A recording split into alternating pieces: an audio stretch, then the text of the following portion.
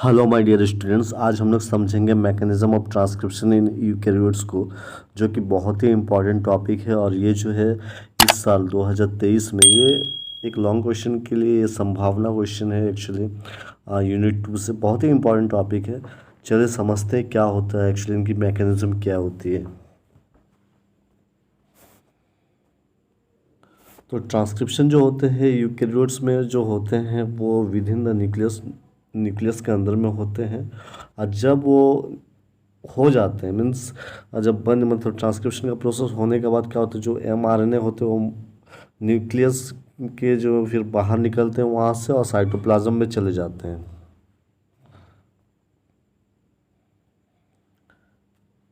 Transcription एक ऐसा process होता है जिसमें क्या जो इन्फॉर्मेशन होते हैं किसी एक स्ट्रैंड जो होते हैं डीएनए के, ठीक है, इन अ स्ट्रैंड ऑफ डीएनए, तो उसका क्या होता है कॉपी होके चले जाते हैं कहाँ पे, आरएनए पे, ठीक है। और ऐसा बोल सकते हैं कि ये जो है this one is the DNA, ये एक डीएनए है। तो डीएनए से एमआरएनए का बनना, ठीक है, इसे हम क्या कहते हैं, इसे हम कहेंगे ट्रांसक्रिप्शन। इन्हें हम कहते हैं ट्रांसक्रिप्शन। तो इनकी मैकेनिज़्म को देखेंगे कि एक्चुअली ये ट्रांसक्रिप्शन जो होते हैं इनकी मैकेनिज़्म क्या है यहाँ पे, ठीक है। तो यहाँ पे जो होते हैं it is the first step of gene expression in which a particular segment of DNA is copied, है ना, copied into RNA by the enzyme RNA polymerase. यहाँ पे जो होते हैं आरएनए पॉलीमरेज के मदद से मीन्स ये आगे का प्रोसेस होता है यहाँ पे, ठीक है। तो इसके लिए जो एंजाइम यहाँ पे रोल प्ले करते हैं वो कौन होते हैं, दैट इज़ आरएनए पॉलीमरेज। और यहाँ पे जो स्टेज की बात है अगर मैं कहूँ यहाँ पे, तो मैकेनिज़्म जो होंगे किस तरह से जो आरएनए बन रहे हैं यहाँ पे, तो इसमें जो होता है बेसिकली 3 फेज़ होते हैं। एक होता है इनिशिएशन, दूसरी होती है एलोंगेशन और तीसरा जो होगा टर्मिनेशन होगा।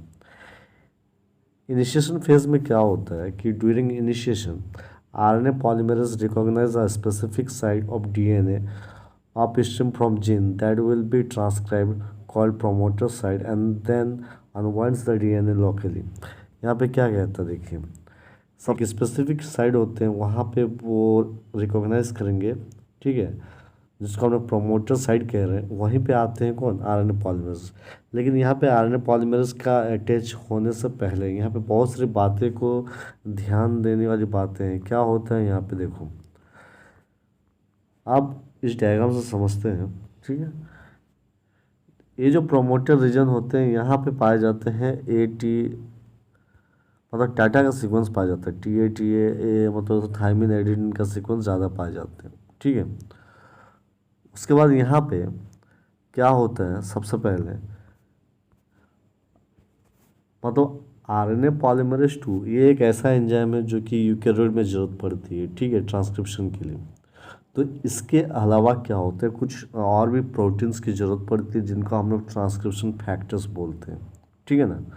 तो ये जो ट्रांसक्रिप्शन फैक्टर्स है तो ये कई तरह से हो सकते हैं, मतलब इनका एक्चुअली इनको हम इस तरह से नामकरण करते हैं टी एफ का मतलब होता है ट्रांसक्रिप्शन फैक्टर 2 जो होते हैं यहाँ पे मेंशन किया हुआ ट्रांसक्रिप्शन फैक्टर 2, आरएनए पॉलीमरेज 2 होते हैं यहाँ पर। ए 2 को देखते हुए इसका जेनेरिक नेम जो होता है वो पड़ गया ट्रांसक्रिप्शन फैक्टर 2। तो हमने जाना कि इनिशिएशन में क्या होता है, आरएनए पॉलीमरेज की ज़रूरत पड़ती है, लेकिन यहाँ पे आरएनए पॉलीमरेज 2 की ज़रूरत पड़ती है, ठीक है। दूसरा मैंने कहा यहाँ पे ट्रांसक्रिप्शन फैक्टर्स की ज़रूरत पड़ती है।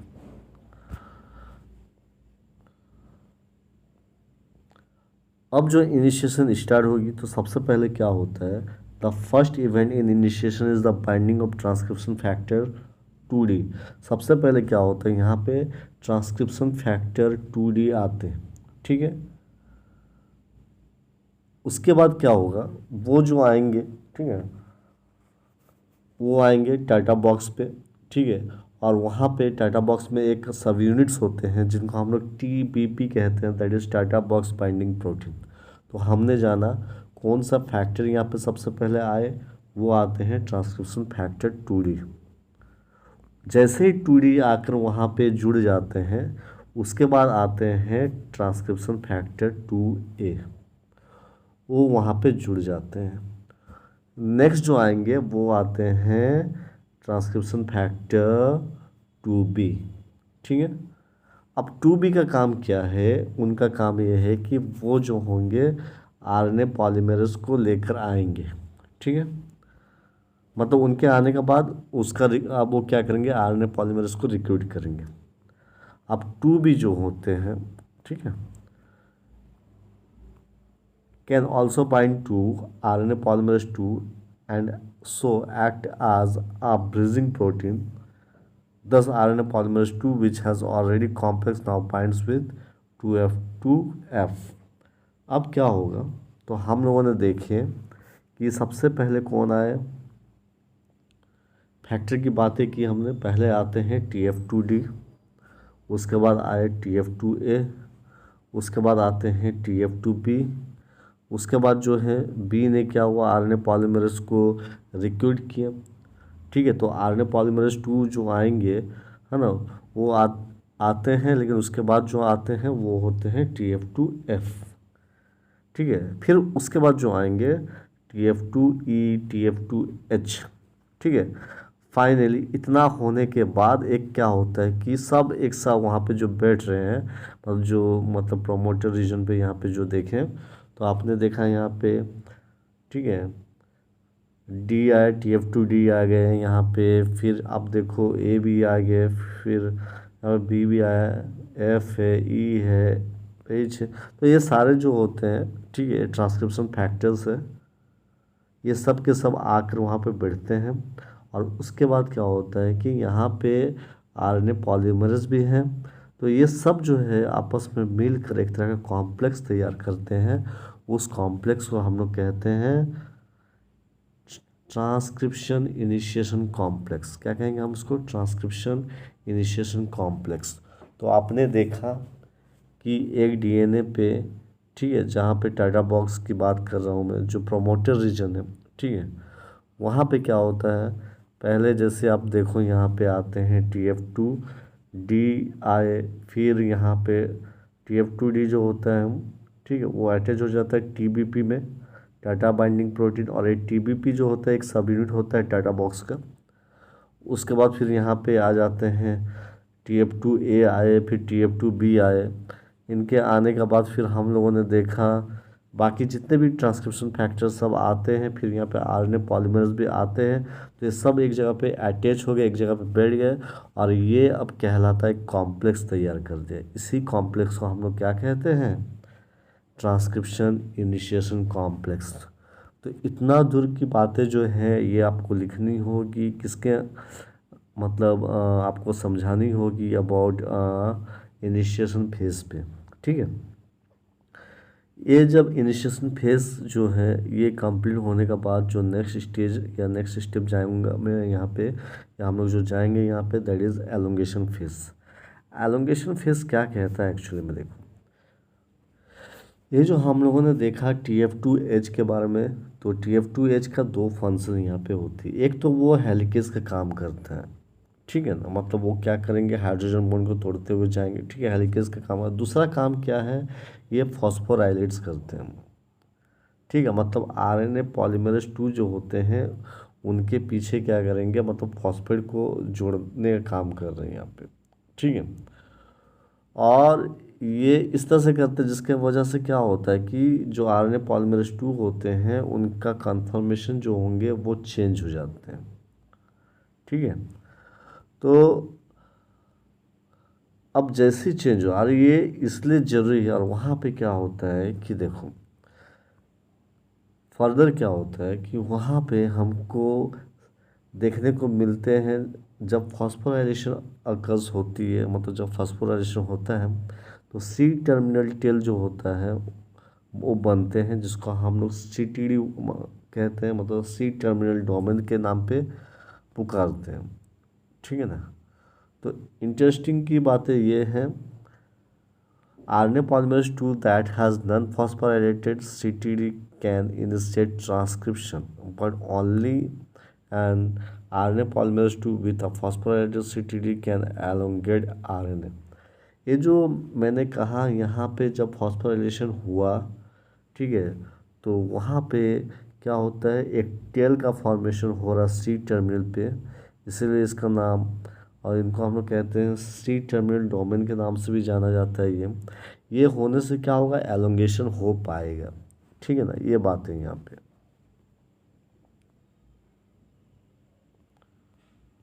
ये जो आरएनए पॉलीमरेज टू होते हैं, जैसा जैसा मूव करेंगे आगे की ओर, वैसा वैसा क्या होता है, ठीक है, synthesising RNA that is the process enter the elongation phase. तो इसमें क्या होता है, जैसे जैसे वो आगे की ओर बढ़ेंगे तो एमआरएनए बनते हुए जाएंगे।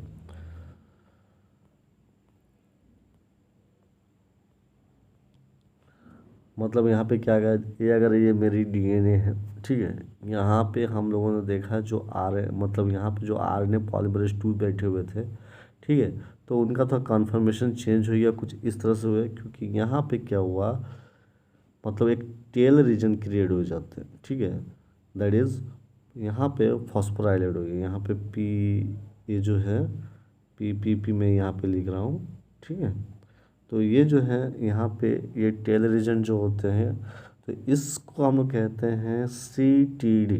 क्या कहेंगे हम इसको, सी टी डी कहेंगे, ठीक है, या सी टर्मिनल टेल कहते हैं इनको।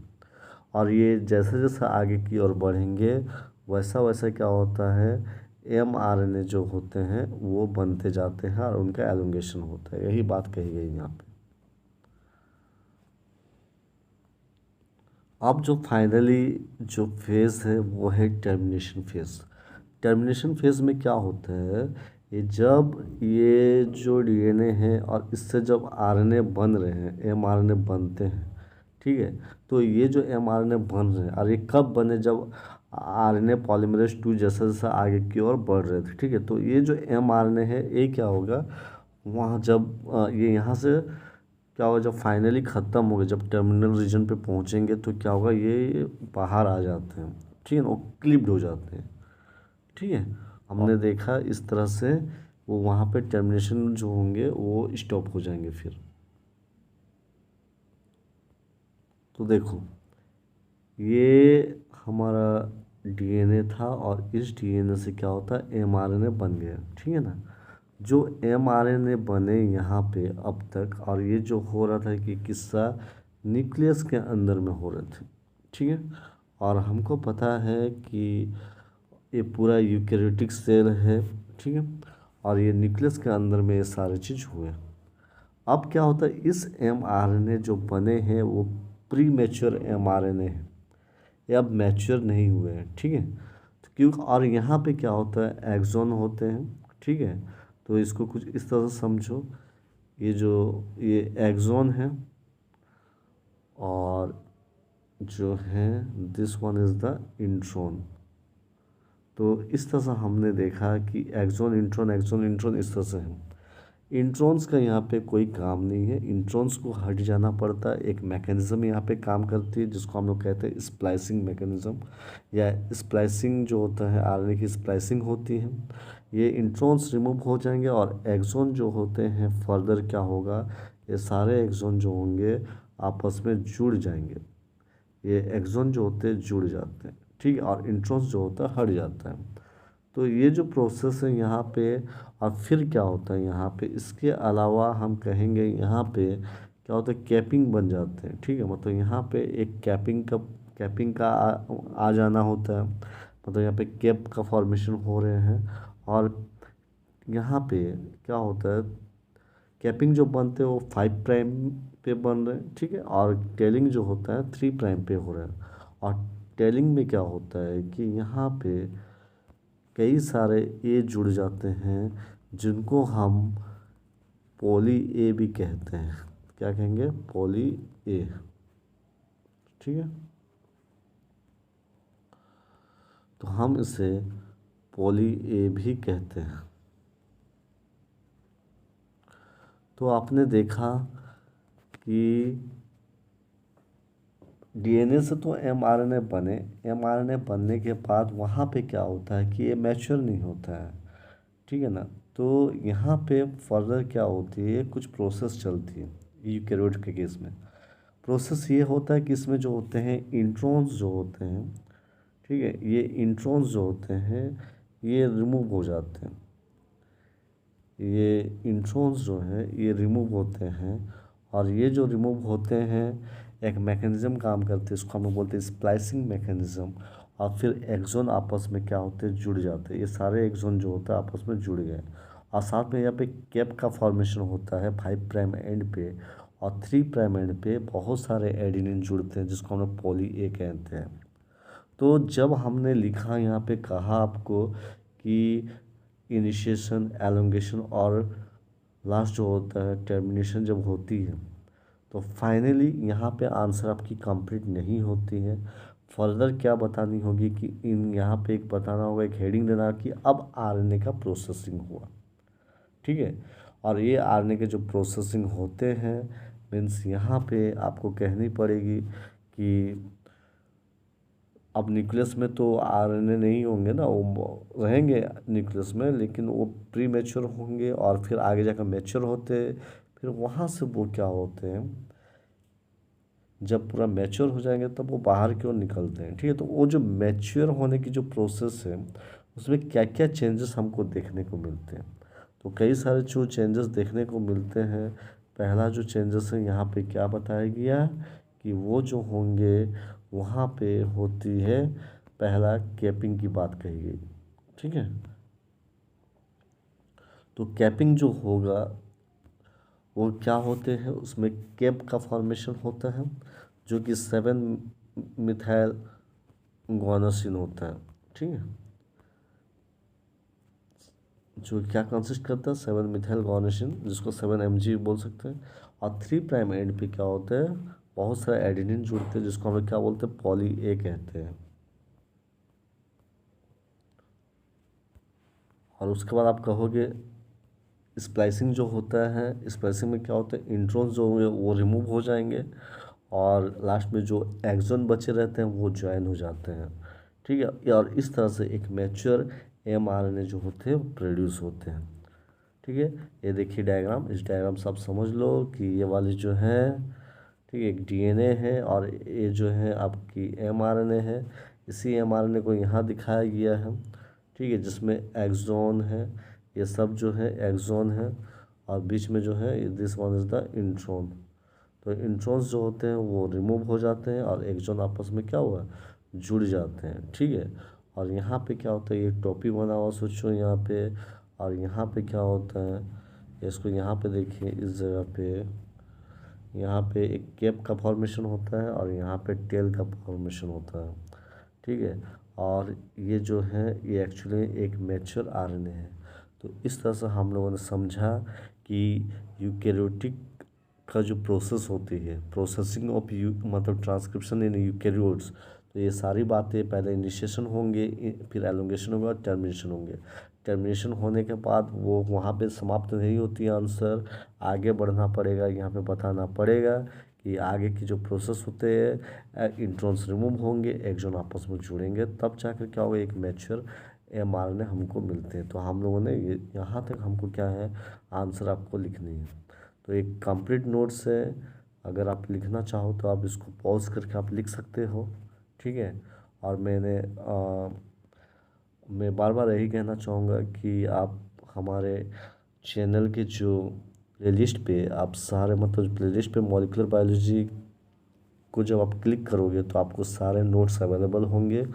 हो सकता है उनमें से कुछ नोट्स नहीं बने होंगे, तो मैं कुछ ही दिनों में कोशिश करूँगा नोट्स तैयार करने का। जो इम्पोर्टेंट क्वेश्चन है उसी का मैं आपको दे रहा हूँ, ठीक है ना। और बाकी जो है आप लोग तो तैयार कर ही रहे हो, और नेक्स्ट मंथ में मैं आपको सिलेक्शन क्वेश्चन दे दूँगा, ठीक है। तो इसके लिए मेरे चैनल में बने रहिए, और जितना ज़्यादा हो सके हमें भी कोऑपरेट कीजिए और अपने दोस्तों को भी शेयर कीजिए। Thank you.